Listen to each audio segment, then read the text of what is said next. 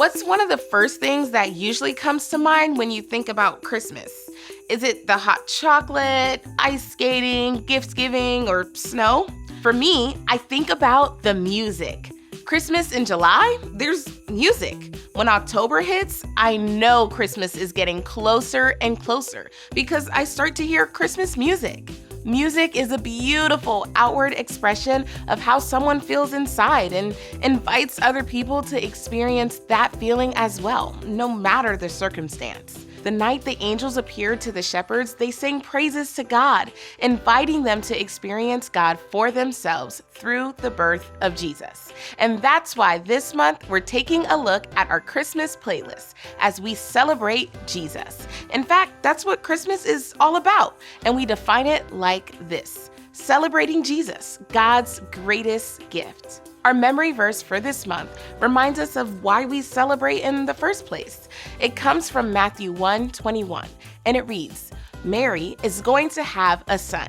You must give him the name Jesus.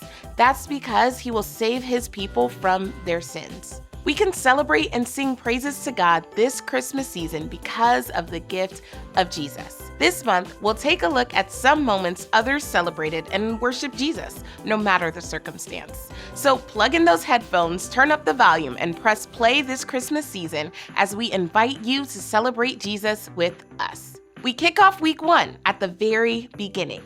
In the beginning, before there was Christmas or people or even time, John tells us in John 1:1-5 and 14, that there was the Word. This Word was life and light and became flesh and blood so that we could experience God.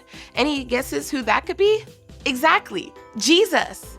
Jesus is the light shining in the darkness and is with us through it all. Since the very beginning, we see that God always had a plan to send Jesus, and that's a good reason to celebrate. Then, in week 2, we turn to Luke 1:26-38 and Matthew 1:18-25, where we meet Mary and Joseph, Jesus' parents. Both of them had been visited by an angel who told them some news that would change their lives forever. Mary and Joseph were going to be the parents of the Savior of the world. They could have said no way and trusted in their own plans for their lives, but they decided to trust that God was with them and had a good plan for their lives. Bottom line, celebrate because God is with you. In week 3, we head to Luke 2:1-7 for the birth of Jesus. This Savior that God had planned to send since the very beginning had finally arrived. He didn't come as a war general like the people thought he would. Instead, this light in the darkness, this Word that was life, entered the world as a baby. Jesus was born in a place where animals stayed and was placed in a manger, fulfilling God's promise to send a Savior.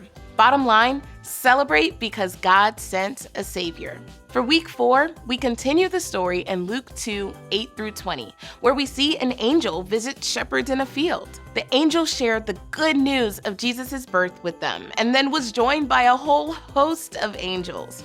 Together, they sang praises to God because Jesus had finally arrived. It didn't matter that the shepherds weren't considered important people. This good news of Jesus was for everyone. Bottom line, celebrate Jesus with others. We finish up the month learning about the wise men in Matthew 2:1-12. When the wise men first discovered a bright star in the sky, they studied ancient texts and discovered that it had to be about this new king they had been waiting for. They traveled a long way to meet Jesus. By the time they arrived, it's possible that Jesus was already a toddler. But it didn't matter that they weren't present for the birth. They still brought gifts to celebrate Jesus because he's worth celebrating. Bottom line, never stop celebrating Jesus. Well, that's it. Or should I say that's just the beginning. We hope these stories are a great reminder of the true meaning of Christmas. In the midst of the hustle and bustle, the joys and hardships, the chaos and peace, let's take a moment to pause and remember the reason for the Christmas season. The Word became flesh so that we can have a relationship with God that lasts forever. Jesus is worth celebrating and singing about, and you can do that anytime and anywhere. We can't wait to spread some Christmas cheer with you this year. Merry Christmas!